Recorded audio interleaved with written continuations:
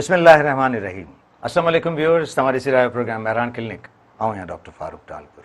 Programme की शुरुआत कंदासीं मिठाई साईं जी अमर सेठ सां त अघाई सघा थिया जे वेठा वटि वेझनि। व्यूअर्स, अक्टूबर जो महीनो ऐं अक्टूबर जो महीनो इन हवाले सां त पूरी दुनिया में ब्रेस्ट कैंसर जे अवेयरनेस जे हवाले सां सेलिब्रेट कयो पियो वञे। ब्रेस्ट कैंसर जे हवाले सां जेको ही महीनो सेलिब्रेट थिए थो, इन सेलिब्रेशन में ज़ाहिर आहे त जॾहिं WHO या इन क़िस्म जा इदारा जॾहिं इनखे सेलिब्रेट कंदा आहिनि त हिकिड़ो स्लोगन ॾींदा आहिनि ऐं उहो स्लोगन कहिड़ो हूंदो आहे उन ते बि असां गुफ़्तगू कंदासीं। गॾोगॾु इहो बि ॾिसंदासीं त ब्रेस्ट कैंसर जे हवाले सां पाकिस्तान में ख़ासि तौर ते या पूरी दुनिया में जेके फैक्ट्स ऐं फिगर्स आहिनि उहे केतिरा आहिनि, केतिरो ही मर्ज़ जेको आहे सो आम आहे ऐं इन जा वजूहात कहिड़ा आहिनि, कीअं इनखे रोके सघिजे थो। अवेयरनेस जे हवाले सां जेके इदारा आहिनि उहे कहिड़ो कमु करे रहिया आहिनि ताकी हिन जी अवेयरनेस आम पब्लिक आम माण्हुनि ताईं पहुचे, ताकी हू इन हवाले सां पंहिंजे ख़ासि तौर ते ब्रेस्ट जे कैंसर खे अवॉइड करे सघनि। ब्रेस्ट कैंसर अमूमन त ख़वातीन जी ख़ासि हिकिड़ी बीमारी आहे, पर छा मर्दनि में बि इहो थी सघे थो, इन हवाले सां गुफ़्तगू कंदासीं त मर्दनि में जेकॾहिं इन हवाले सां को कैंसर थी सघे थो त उनजो इंसिडेंस केतिरो आहे। गुफ़्तगू करण जे लाइ मुंहिंजी महिमान शख़्सियत उनजो तारुफ़ तव्हां सां कराए छॾिया। असांजे प्रोग्राम में मुस्तक़िल इन हवाले सां असांजे प्रोग्राम में शामिल थींदियूं रहियूं आहिनि प्रोफेसर डॉक्टर बिनफ्शा मंज़ूर सैयद। डॉक्टर बिनफ्शा मंज़ूर सैयद मूं जीअं चयो त पाण प्रोफेसर आहिनि ऐं डायरेक्टर आहिनि मेडिकल रिसर्च सेंटर जामशोरो में। गुफ़्तगू उन सां कंदासीं त इन हवाले सां केतिरी अवेयरनेस, कहिड़े क़िस्म जी अवेयरनेस जी ज़रूरत आहे ख़ासि तौर ते असांजे अवाम नास खे, ख़ासि तौर ते असांजी उन्हनि ॿारड़ियुनि जी औरत खे जेके हिन वक़्तु बि जेके असांजा इन क़िस्म जा उज़वा आहिनि, जेनेटल्स जेके आहिनि, उन हवाले सां जेकॾहिं किथे को उन्हनि खे प्रॉब्लम थिए थो त उनखे हाइड या लिकाइण जी कोशिशि कंदियूं आहिनि ऐं पोइ इन लिकाइण जे करे इहो मर्ज़ हिकिड़ो अहिड़ो मर्ज़ सूरत अख़्तियार कंदो आहे जेको उन मरीज़ खे मौत न वठी थो वञे। डॉक्टर साहब, अस्सलाम वालेकुम। वालेकुम सलाम। सभिनी खां पहिरीं त तव्हां जो असां शुक्रिया अदा कंदासीं त तव्हां इन हवाले सां असां हमेशह कोऑपरेट कयो आहे ऐं इन अवेयरनेस जे बुनियाद ते तव्हां असांजे आम पब्लिक खे, ख़ासि तौर ते ॿारड़ी जी औरत खे इहा अवेयरनेस ॾियण जी कोशिशि कई आहे। हाणे पहिरीं त इहो ॿुधायो त इन हवाले सां जेका अवेयरनेस पाण ॾींदा रहिया आहियूं उन मां केतिरो असांखे फ़ाइदो रसियो आहे? इहो लास्ट टाइम मुंहिंजे ख़्याल में पाण हिन ते डिस्कस कयो हो त 2011 में जॾहिं इहो इनिशियल डेटा असां कलेक्ट कई त असां वटि ब्रेस्ट कैंसर तमामु हिकिड़ी एडवांस स्टेज में पिया आया ऐं औरतूं असां वटि ब्रेस्ट कैंसर जो चई ईंदियूं ई कोन हुयूं। जीअं मूंखे 2-3 दफ़ा इहो अहिड़ा वाक़ियात थिया त पेशेंट्स इहो ॿुधायूं त असांखे बुख़ारु आहे, त मूंखे इहो त मतिलबु बुख़ार लाइ मूंखे छो ॾेखारणु आई आहे।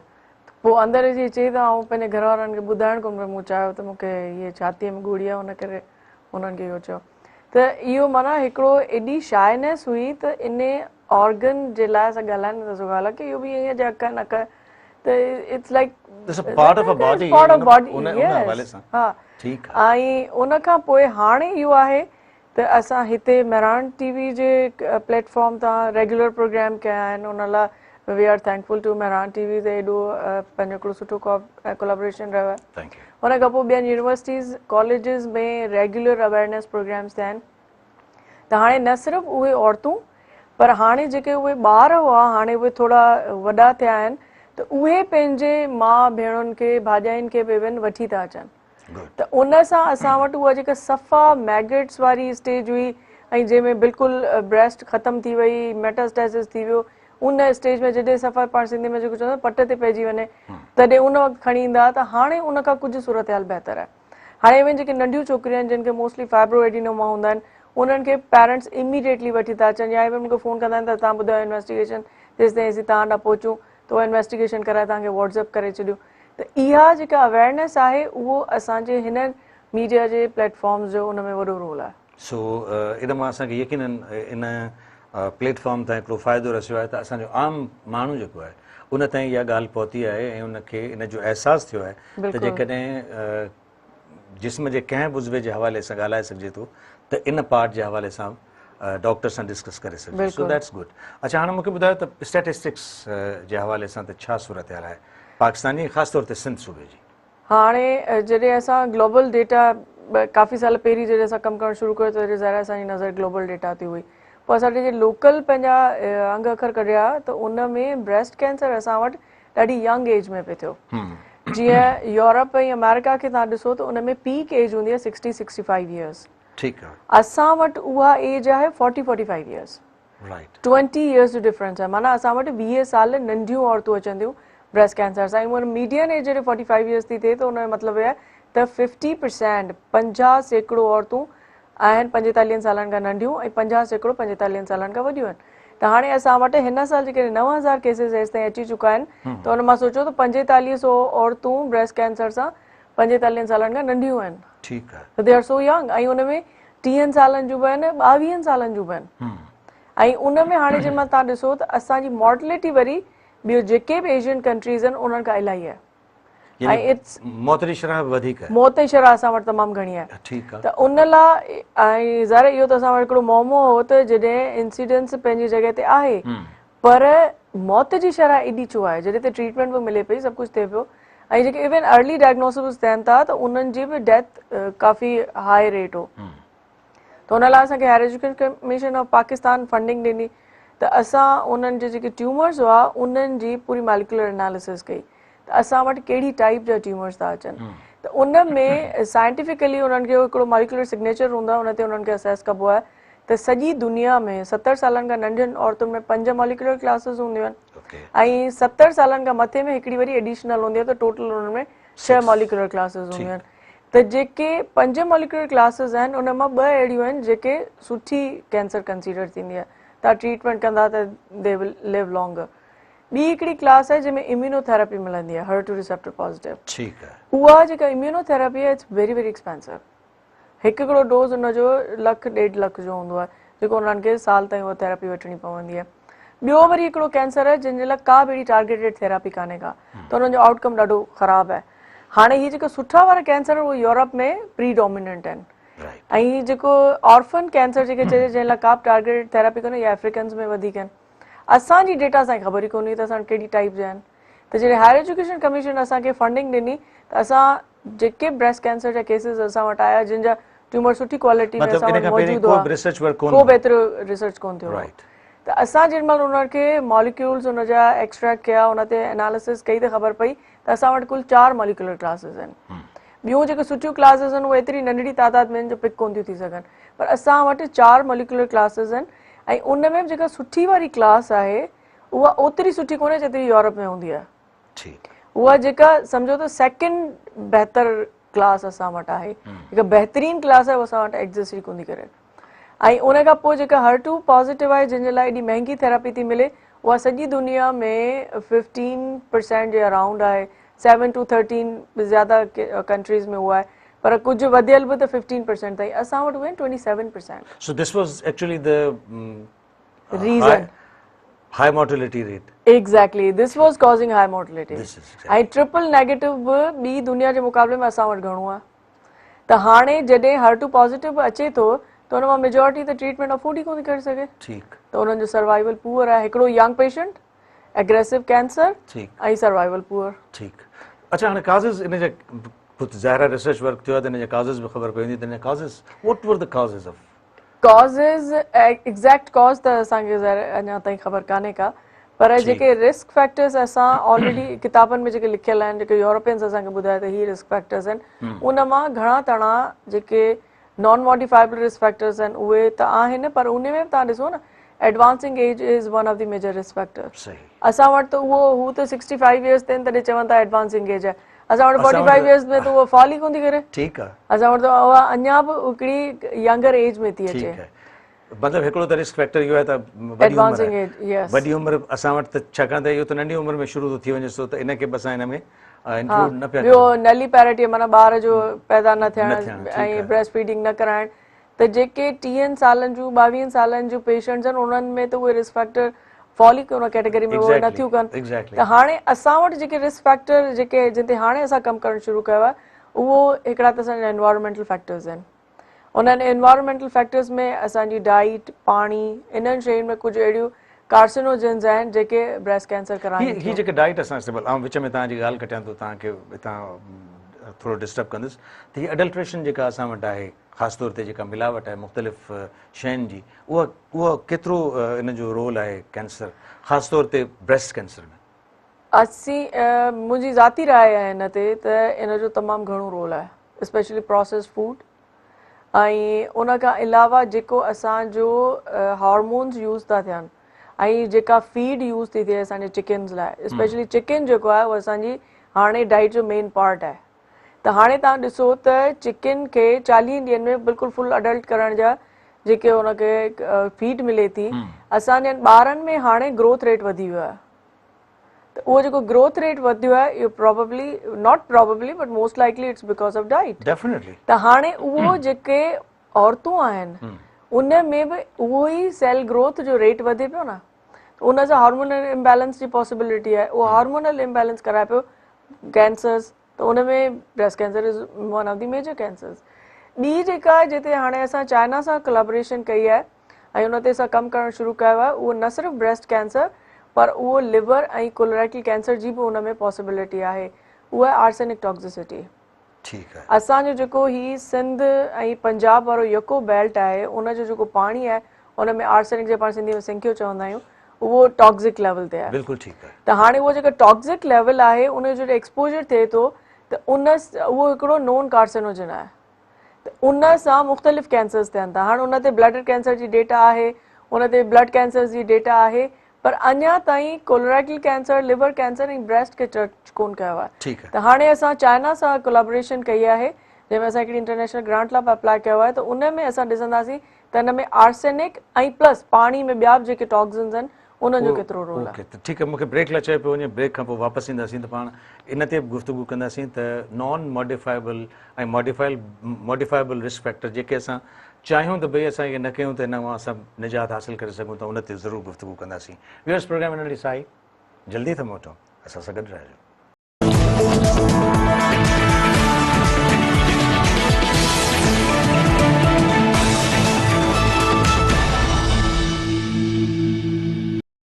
वेलकम बैक व्यूअर्स प्रोग्राम में नंढड़ी साई खां पोइ ॿीहर हाज़िर आहियूं ऐं असां सां गॾु आहिनि प्रोफेसर डॉक्टर बेनफ्शा मंज़ूर Syed director medical research centre Jamshoro में ऐं अॼु असां गुफ़्तगू कयूं पिया छाकाणि त हीउ महीनो अक्टूबर जो महीनो पूरी दुनिया में ब्रेस्ट कैंसर जे हवाले सां सेलिब्रेट कयो पियो वञे त इन हवाले सां असांजी गुफ़्तगू आहे गॾोगॾु मां इहो बि ॿुधाईंदो हलां त छाकाणि त कैंसर जे इलाज में जेके दवाऊं या मेडिसिन्स आहिनि उहे ॾाढियूं कॉस्टली आहिनि ॾाढियूं यानी उन ते ॾाढा पैसा ख़र्च थियनि था इन हवाले सां मां इहो ॿुधाईंदो हलां त डॉक्टर साहिबु जिते कमु कनि थियूं उते कैंसर थेरापेटिक्स ते यानी कैंसर जी दवाउनि ते कमु हली रहियो आहे अला कंदो त सक्सेसफुल थींदो या रिसर्च ऐं दवाऊं ते असां पाकिस्तान में हिन जो ठाहे वठंदासीं ताकी असां इन्हनि जी जेका कॉस्ट आहे उहा कॉस्ट इफेक्टिव करे सघूं डॉक्टर साहिबु ईअं ई आहे जी बिल्कुलु तव्हां केतिरो कमु करे रहिया आहियो इन हवाले सां थोरो असांखे अपडेट कयो त इहा रिसर्च अंदाज़नि केतिरे वक़्त जी आहे केतिरे वक़्त में तव्हां सम्झो था त तव्हां हिकिड़े कंक्लूजन ते पहुची वेंदो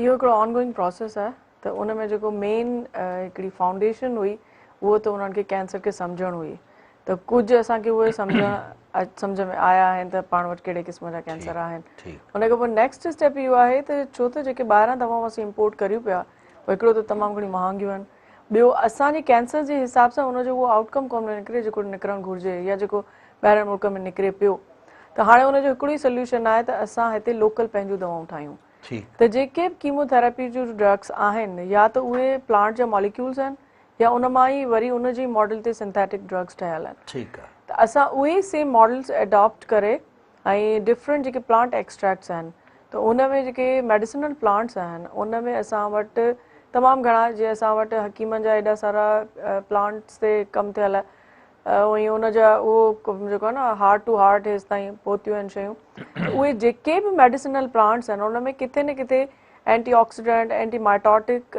एक्टिविटी आहे त उन मां जेके बि प्लांट्स उहे जिन में एक्टिव एंटी माइटोटिक एक्टिविटी आहे ऐं ॿियनि मुल्कनि में बि उन ते कमु थियो आहे त उन मां कुझु मॉलिक्यूल्स असां एज़ अ मॉडल खणी उन ते कमु करणु शुरू कयो आहे त उन्हनि जा असां एक्सट्रैक्शन कई आहे उन खां पोइ हाणे असां डिफरेंट कैंसर्स जूं सेल लाइन्स डेवलप करे उन्हनि में उन्हनि खे ट्राए करे ॾिसूं पिया त हिन में इहो थींदो आहे त तव्हां जंहिंमहिल ट्राए कंदा पिया आहियो न त I do not count it as a failure experiments because उन्हनि में बि त ईअं सिखंदा पिया आहियो त हिन में ही असां ग़लती की नेक्स्ट वरी ईअं न करियूं।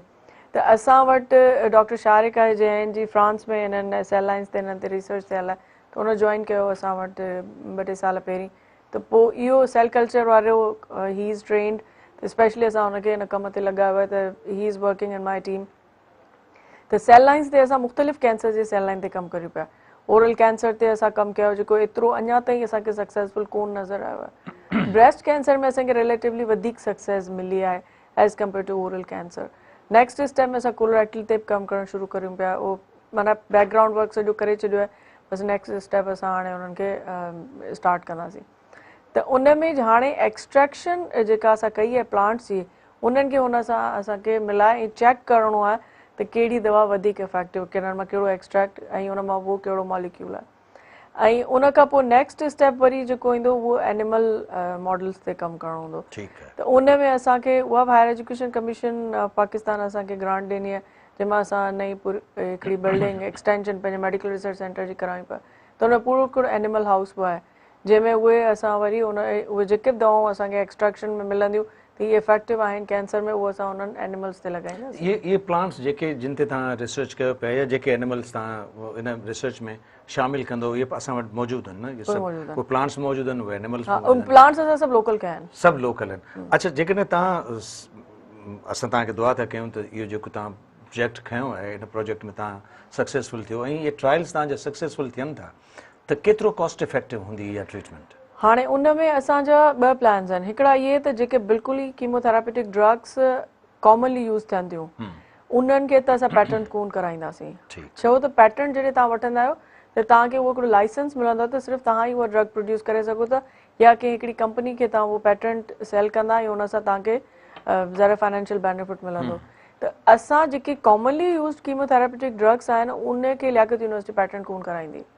जेके माना रिलेटिवली घटि यूज़ थियनि थियूं दवाऊं, उनखे असां पैटेंट कराईंदासीं। छो त जॾहिं असांखे ग्रांट मिले थी त ज़रा एॾी वॾी इन्वेस्टमेंट आहे गवर्नमेंट जी, त असांखे सेल्फ सस्टेनेबल बि थियणो आहे यूनिवर्सिटी खे, त उन लाइ ज़रा कुझु फाइनेंशियल बि असांखे उन मां बेनिफिट करणो पवंदो। एतिरा फंड्स आहिनि तव्हां वटि जो तव्हां एॾी वॾी रिसर्च शुरू कई आहे, उनखे तव्हां पाए तकमील ताईं पहुचाए सघो?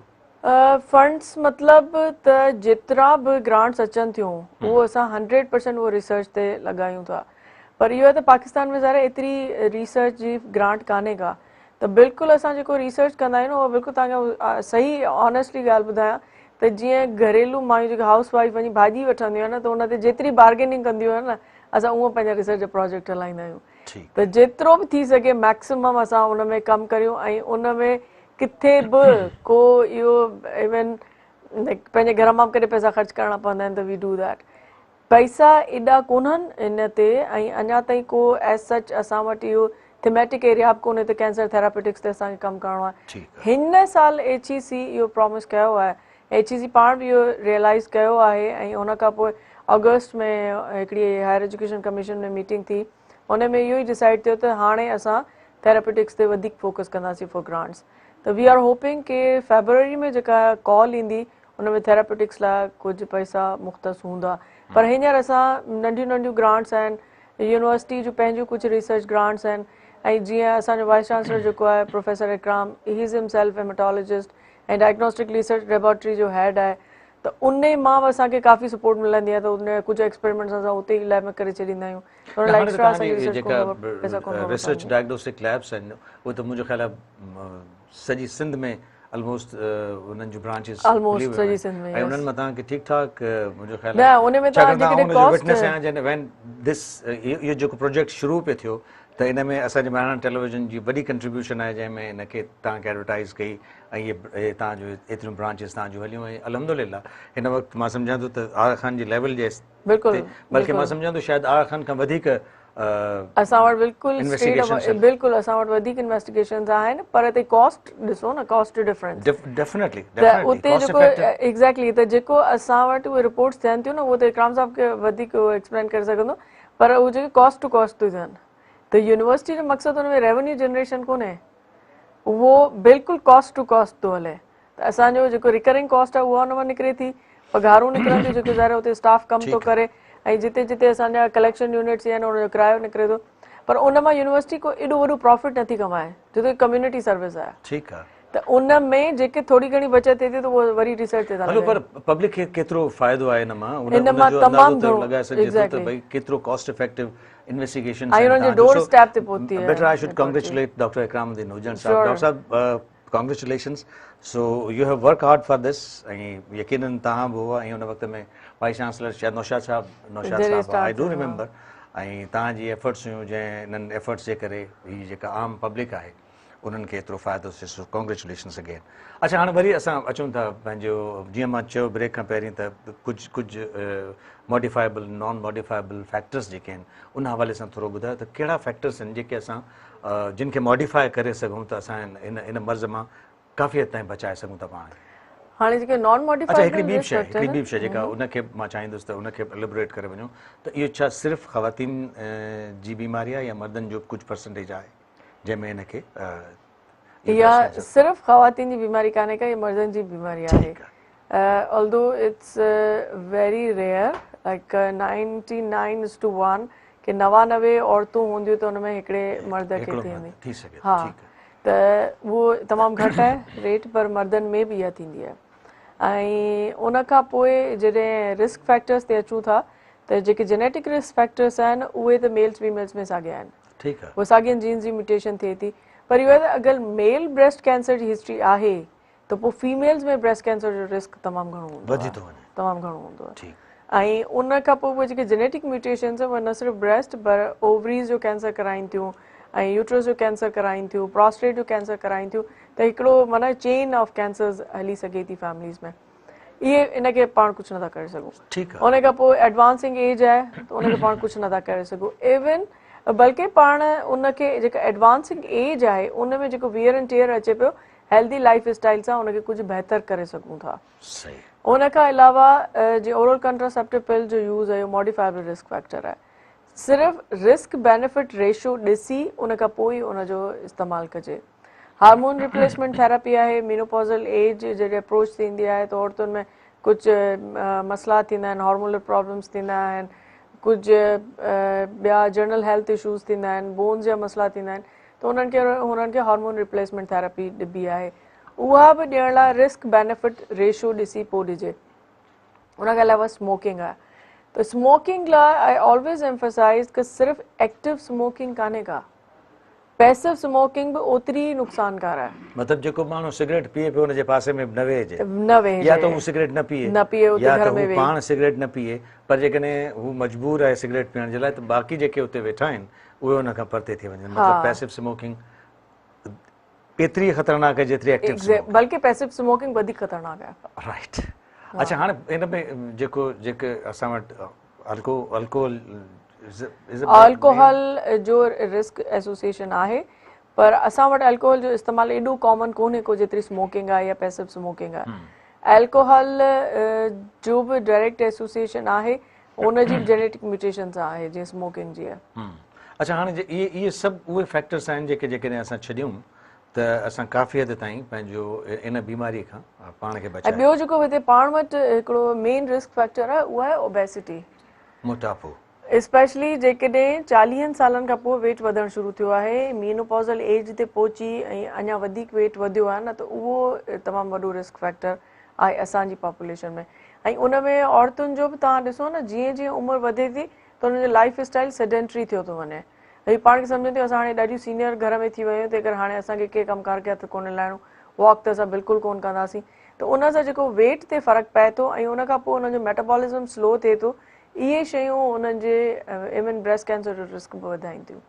मतिलबु इहा हिकिड़ो त जेको ओबेसिटी आहे, थोल जेका आहे, प्लस सेडेंट्री लाइफ स्टाइल जेको आहे, this is one of the काज़ जेको बि हिन जो सबबु थी सघे थो। अच्छा मूंखे वरी नंढड़ी ब्रेक जे लाइ चयो पियो वञे, ब्रेक खां पोइ वापसि ईंदासीं त असां इन ते बि ॾिसंदासीं त इन हवाले सां तव्हां वटि जेको पेशेंट जो रेशियो आहे उहो हिन वक़्तु केतिरो आहे, ऐं हिन वक़्तु जेका अवेयरनेस ख़ासि तौर ते ख़वातीन में आहे त उहे कहिड़े स्टेज ते तव्हां वटि पहुची थियूं वञनि, आया स्टार्ट में ई तव्हां वटि अची थियूं वञनि, अर्ली डायग्नोसिस केसिस थी था वञनि या न, या अञा उहा साॻी सूरत हाल आहे जो लेट स्टेज में अचनि थियूं ऐं पोइ मतिलबु ऑप्शन्स असां वटि कोन था थी सघनि। व्यूअर्स प्रोग्राम में नंढड़ी साई खां पोइ जल्दी था मोटूं, असां सां गॾु रहिजो।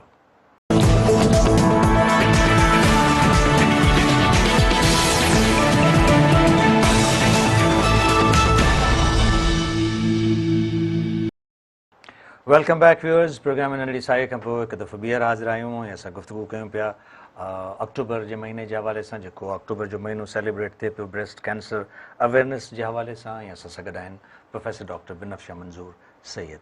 डॉक्टर साहिबु, हाणे इन हवाले सां मूंखे इहो पहिरीं त ॿुधायो त जेके हिन जा ब्रेस्ट कैंसर जा स्टेजिस आहिनि उहे कहिड़ा कहिड़ा स्टेजिस आहिनि, हिन वक़्तु तव्हां वटि जेको पेशेंट अचे पियो उहो उनजो तादादु केतिरो आहे, उनजा स्टैटिस्टिक्स केतिरा आहिनि, ऐं हिन वक़्तु अवेयरनेस जे हवाले सां जेकी ख़वातीन तव्हां ताईं पहुचनि पियूं उहे अर्ली अचनि थियूं या अञा बि साॻी सूरत हाल आहे जो लेट अचनि थियूं ऐं लेट डायग्नोसिस जे करे प्रॉब्लम्स क्रिएट थियनि था? ब्रेस्ट कैंसर जा स्टेजिस त हिकिड़ो स्टेज 0 हूंदो आहे जेको बिल्कुलु नंढिड़ो कैंसर हूंदो आहे, अञा डक्ट्स में हूंदो आहे, नलियुनि में त ॿाहिरि बि कोन निकितो हूंदो आहे। उहे असां वटि अञा ताईं पेशेंट्स माना काउंटिंग में बि कोन था अचनि, मतिलबु ज़ीरो वरी फ्रैक्शन में था अचनि। उहे न स्क्रीन डिटेक्टेड। त स्क्रीनिंग वारो अञा असां वटि कॉन्सेप्ट कोन आयो आहे ऐं उनजा काफ़ी सारा रीज़न्स आहिनि। उनजो हिकिड़ो मेन रीज़न त इहो आहे त तव्हां असां वटि जे पॉवर्टी लेवल ते माण्हू रहनि था या इवन मिडिल क्लास जा माण्हू आहिनि, U can not convince them कि तव्हां हली स्क्रीनिंग करायो, ऐं उहा बीमारी जंहिंजो को सिम्टम ई कोन्हे।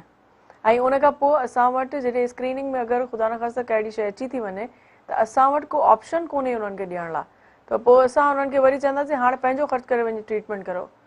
त it's very difficult to convince our community. त उन करे स्क्रीनिंग वारो उहो अञा असां वटि जेको असां वटि इंटीरियर सिंध आहे उन में रुझान कोन आयो आहे। उन खां पोइ स्टेज 1 ऐं 2 थियूं अचनि जंहिंमें पैल्पेबल लंप हूंदो आहे। पैल्पेबल लंप वारा हाणे असां वटि वधिया आहिनि। जीअं अॻे असां वटि मेटास्टेसिस ऐं स्टेज 3 हूंदो हो लोकली एडवांस, उहो हाणे रिलेटिवली घटियो आहे। जेको 2 to 5 सेंटीमीटर जी रेंज वारा आहिनि उहो हाणे असां वटि तादादु वधियो आहे। पर उहो इन करे जो सेल्फ ब्रेस्ट एग्ज़ामिनेशन जो कॉन्सेप्ट रिलेटिवली ज़्यादा थियो आहे। ॿियो असां वटि जेके यंग छोकिरियूं आहिनि उन्हनि जो तादादु इवन बिनाइन लम्प्स आहे जेके अचनि उन्हनि जो तादादु ठीकु ठाक वधियो आहे।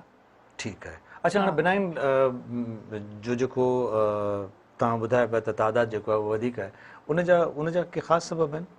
उहो इन करे जो बिनाइन कंडीशन्स मोस्टली यंग छोकिरियुनि में थियनि थियूं। त हाणे यंग छोकिरियूं मुस्तक़िल अवेयरनेस जे करे नंढे हूंदे खां इहो जेको ॿुधनि पियूं, इवन हिते बि 10 सालनि खां पाण मुस्तक़िल प्रोग्राम करियूं पिया, त उहे छोकिरियूं जेके हाणे 20 सालनि जूं आहिनि उहे उन वक़्तु 10 सालनि जूं हुयूं। त 10 सालनि खां मुस्तक़िल ॿुधनि पियूं त का बि अहिड़ी लंप या का बि अहिड़ी शइ अचे थी त उहे इमीडिएटली कॉन्टेक्ट कनि थियूं। ठीकु आहे। ऐं उन्हनि जी हाणे जेके मदर्स आहिनि ऐं उहे पाण बि स्पेशली जेके मिडिल एज्ड वुमन आहिनि त उन्हनि खे हाणे उहा अवेयरनेस आहे त पंहिंजी या पंहिंजी छोकिरियुनि जी धीअरुनि जी का बि अहिड़ी का प्रॉब्लम आहे त दे इमीडिएटली कॉन्टेक्ट। अच्छा, मूंखे ॿुधायो त असां वटि जीअं तव्हां चयो त भई हिकिड़ो डिफरेंट सिनेरियो आहे, त इन सिनेरियो में असांजूं ख़वातीन जेके आहिनि, छोकिरियूं जेके आहिनि, उहे कहिड़ी एज में पंहिंजी असेसमेंट पाण शुरू कनि? हाणे 15 सालनि खां त उहो सेल्फ ब्रेस्ट एग्ज़ामिनेशन शुरू कनि, 15 सालनि जी उमिरि खां। ठीकु आहे। उन में का बि ऐं पंहिंजे को बि हिकिड़ो ॾींहुं फिक्स करे छॾीनि, उन खां उहो हर महीने पंहिंजो एग्ज़ामिनेशन कनि। उन में RCA जे साम्हूं बि पाण खे चेक कनि त का ॾिसण में त का एबनॉर्मेलिटी कान्हे, का ॻाढ़ाण, का स्किन थुली थी वई हुजे या निपल मां को ब्लड अचणु, अहिड़े क़िस्म जी का शइ त कान्हे। उन खां पोइ पंहिंजे हथ जी नतरी सां पैल्पेट करे ॾिसनि त का पैल्पेबल एबनॉर्मेलिटी कान्हे का। इहो हर महीने उन्हनि खे करणु घुरिजे। जॾहिं 20 सालनि जो आफ्टर 15 इयर्स जॾहिं 20 सालनि जी उमिरि खे पहुचनि त सालाना साल में हिकिड़े दफ़ा एटलीस्ट कंहिं प्रॉपर क्लिनिशियन खां एग्ज़ामिनेशन करायूं। उन में मूं लास्ट टाइम शायदि तव्हांजी प्लेटफॉर्म ते चयो या ॿिए के फोरम ते चयो त लियाकत यूनिवर्सिटी पंहिंजूं सर्विसिस ॾियण लाइ वी ऑफर अवर सर्विसिस टू हेल्थ डिपार्टमेंट कि जेके बि LHVs LHWs आहिनि उन्हनि खे रेगुलर बेसिस ते या साल में 2-3 ग्रुप्स ठाहे असां ॾांहुं मोकिलियनि। वी विल ट्रेन दैम कि क्लिनिकल ब्रेस्ट एग्ज़ामिनेशन कीअं कजे। त जीअं पोलियो जा पुड़ा पियारणु वञनि थियूं न, पोलियो जा पुड़ा पियारींदे 2 ॼणियूं वञनि थियूं, हिकिड़ी ॼणी पुड़ो पियारे, हिकु ॼणी जेके हुते मायूं मौजूदु आहिनि उन्हनि जो ब्रेस्ट एग्ज़ामिनेशन करे छॾे। त उन सां क्लिनिकल ब्रेस्ट एग्ज़ामिनेशन करण सां जेको ट्यूमर लीमे जे साइज़ जो थी हूअं पिक थिए, हू खाजे जी साइज़ जो पिक थी सघे थो। त जेकॾहिं उहो खाजे जी साइज़ जो बि आहे त उनखे सिर्फ़ु सर्जरी सां पाण ऑपरेट करे ऐं उनखे क्योर करे सघूं था। ठीकु आहे। त उन इहो अची वियो सेल्फ ब्रेस्ट एग्ज़ामिनेशन। हाणे इहो self breast examination life time हलंदो। मूंखे हिते आउं तव्हांखे रोकींदुसि ज़रूरु त इन हवाले सां जेको इहा ऑफर तव्हां ॾिनी आहे लम्स या तव्हांजी यूनिवर्सिटी इन हवाले सां केतिरो कमु थिए पियो? उन लाइ त 2013 में हिकिड़ो वॾो प्रोजेक्ट बि स्टार्ट करण जो प्लान थियो, पोइ उहो कीअं थी वियो उन ते ज़रा इहो मौज़ू कोन्हे ॻाल्हाइण न जो। हिन वक़्तु मूंखे ॿुधायो not छाकाणि त materialized. इट्स वेरी इम्पॉर्टेंट इहे असां वटि जेके लेडी हेल्थ वर्कर्स ख़ासि तौर ते इन तादाद में कमु कनि पियूं ऐं उन्हनि जो कमु ई इहो आहे त हू पंहिंजी जेका इलाइक़ो आहे उन इलाइक़े जे घरनि जूं पाण ज़िम्मेदार हूंदियूं आहिनि, उन्हनि जी हेल्थ, उन्हनि जा ॿार, उन्हनि जी वैक्सीनेशन जा, त जेकॾहिं इन में बि हिननि खे शामिलु करे छॾिजे त मुंहिंजो ख़्यालु बिल्कुलु, बहितर बल्कि आहे। हींअर त इन में तव्हांखे केतिरी सपोर्ट मिली आहे? आया न हेल्थ डिपार्टमेंट असांखे हमेशह सपोर्ट कई आहे इन्हनि मैटर्स में। त तव्हां इनफैक्ट सुभाणे आई विल राइट देम केतिरियूं फॉर्मली। LHWs तव्हां इन हवाले सां प्रिपेयर या उन्हनि खे ट्रेन करे चुका आहियो? फॉर्मली कोन कयो आहे, त उहो सुभाणे ई बल्कि I will write to them if they are watching. न ज़रूरु ॾिसंदा। यस बिल्कुलु। So I we will write them कि असां इहा हेल्थ डिपार्टमेंट सां गॾिजी we want to start their training. ऐं बाक़ी त हीअं ई ज़बानी कलामी ॻाल्हियूं थियूं आहिनि, इहे जेके कुझु अची वियूं उन जी ट्रेनिंग थी वई, जेके पाण पंहिंजे इंट्रस्ट सां अचनि थियूं उन्हनि जी ट्रेनिंग थी वई, पर फॉर्मल हिकिड़ो ट्रेनिंग प्रोग्राम हेल्थ डिपार्टमेंट सां गॾिजी वी कैन स्टार्ट। ऐं हेल्थ डिपार्टमेंट हमेशह असांखे सपोर्ट कयो आहे। सो तव्हां हिन में इहो ज़रूरु लिखो ऐं बिल्कुलु I will work as a bridge. So तव्हां जेकॾहिं इहो लिखंदव त मूंखे मां सम्झां थो त हेल्थ डिपार्टमेंट में तव्हांजे लम्स में इहो ब्रिज वारो कमु आउं करे सघंदुसि, छा की ताकी इहे जेके ख़ासि तौर ते लेडी हेल्थ वर्कर्स आहिनि उन्हनि खे इहो तव्हां ट्रेन करे असां उन्हनि खे सोसाइटी में मोकिलियूं ऐं इहो कमु जेकॾहिं कनि थियूं त असां सम्झूं था त इन मां असांजी ख़वातीन खे न हेल्थ डिपार्टमेंट असांखे हमेशह सपोर्ट कयो आहे हर इनिशिएटिव में। ठीकु आहे, असां सां गॾु रहियो आहे। ठीकु आहे। त I will formally write to them and then we will start programme जंहिंमें जेके बि LHWs आहिनि जेके कम्युनिटी में कमु कनि थियूं त उहे इहे क्लिनिकल ब्रेस्ट एग्ज़ामिनेशन जी सर्विस ॾियनि। हाणे जॾहिं औरतूं थी वियूं 40 सालनि जूं त इहो clinical breast examination self breast examination जारी रहंदो। उन खां पोइ 40 सालनि जी उमिरि में उनजी मैमोग्राम जी स्टेज थी शुरू थिए, त उन्हनि खे सालाना मैमोग्राम कराइणो आहे। हाणे गाइडलाइंस इहे आहिनि त 40 सालनि जी उमिरि में मैमोग्राम शुरू कराईंदियूं, 3 कंज़िक्यूटिव ईयर्स उहो मैमोग्राम कराईंदियूं, जेकॾहिं नेगेटिव थो अचे त पोइ हर 2 साल कराईंदियूं। उन खां पोइ जेके आफ्टर 40 इयर्स हर साल मैमोग्राम कराइणो 3 कंसेक्टिव इयर्स। यस। ऐं पोइ जेकॾहिं नथो नेगेटिव आहे त पोइ हर 2 साल हर ॿिए साल राइट मैमोग्राम कराईंदियूं। उन मैमोग्राम सां गॾु बि क्लिनिकल ब्रेस्ट एग्ज़ामिनेशन कंटिन्यू रहंदो ऐं उन खां पोइ जेको जॾहिं 2 सालनि जी स्टेज में वेंदियूं त बि विच वारो जेको साल हूंदो उन में क्लिनिकल ब्रेस्ट एग्ज़ामिनेशन जारी रहंदो। हाणे इन में थोरो सो हिकिड़ी इहो आहे त जंहिंजी फैमिली हिस्ट्री पॉज़िटिव आहे, उन्हनि में नंढी उमिरि में ब्रेस्ट कैंसर उन्हनि जी फैमिली में रन थो करे, त उन्हनि खे स्क्रीनिंग 35 सालनि जी उमिरि में स्टार्ट कराइणी आहे। हाणे पर असांजी जहिड़ी लोकल डेटा ते असीं ॾिसूं था त असां वटि त 22 सालनि जूं पेशेंट्स अचनि पियूं, त उन्हनि जी स्क्रीनिंग लाइ असां वटि एज सच कुझु कोन्हे। उन्हनि वटि असां ऑफर करे सघूं था सिर्फ़ु early detection by self breast examination और क्लिनिकल ब्रेस्ट एग्ज़ामिनेशन। त हाणे हिते असां वटि ज़रूरत आहे त असां उहे ऑल्टरनेटिव मोडेलिटीज़ पंहिंजूं जनरेट करियूं जंहिंमें असां उन्हनि खे बि स्क्रीनिंग वारे पंहिंजे इन सर्कल में आणियूं। हिकिड़ो त तव्हां जेको मशवरो ॾियो पिया त इहे ख़वातीन इहे पंहिंजूं स्क्रीनिंग कराइनि या मैमोग्राम कराइनि, तव्हां पंहिंजे हवाले सां पंहिंजे रिसर्च सेंटर जे हवाले सां या लियाकत यूनिवर्सिटी जे हवाले सां इन मद में कहिड़ो कमु करे सघो था? यानी को मैमोग्राम तव्हां किथे वञी कयो या कुझु पंहिंजूं टीम्स मोकिले हुते? उहो लियाकत यूनिवर्सिटी ऐं हेल्थ डिपार्टमेंट सिविल हॉस्पिटल में पूरो मैमोग्राम जो सेटअप आहे ऑलरेडी अवेलेबल, जिते क्लिनिक हूंदी आहे, अल्ट्रासाउंड बि थींदो आहे ऐं उहो उते रेगुलर बेसिस ते डेली बेसिस ते थिए थो। प्रोफेसर अनिला शिबा हुननि जो हेड आहिनि त ऐं शी इज़ रेडियोलॉजिस्ट, त उहे उन मैमोग्राम खे रेगुलर बेसिस ते कनि पियूं। त असांजूं स्क्रीनिंग लाइ जेके बि औरतूं वञनि त उहे डायरेक्टली उते वञी पंहिंजो मैमोग्राम कराए सघनि थियूं। उनमें कोई जा पैसा वग़ैरह त ख़र्च कोन था करणा पवनि या कुझु नॉमिनल चार्जिस आहिनि उन्हनि जा? मतिलबु कोई एतिरो एक्सपेंसिव त कोन्हे जो उन्हनि जी स्क्रीनिंग कजे या उन्हनि जो मैमोग्राम कजे?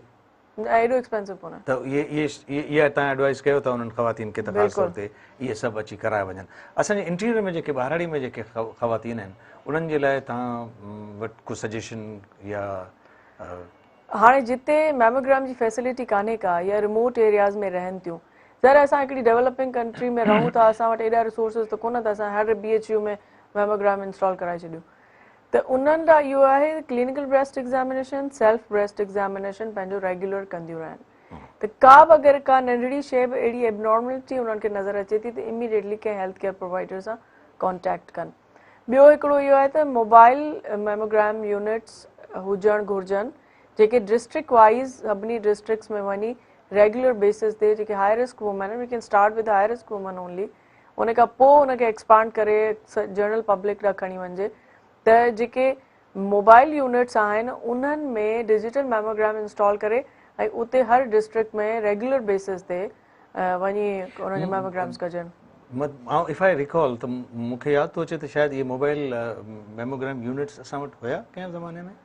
यस उहे हुआ, पर हाणे उन्हनि जो छा स्टेटस आहे उनजी वाकई मूंखे कान्हे मतिलबु हीअं पर असां वटि हुआ ज़रूरु।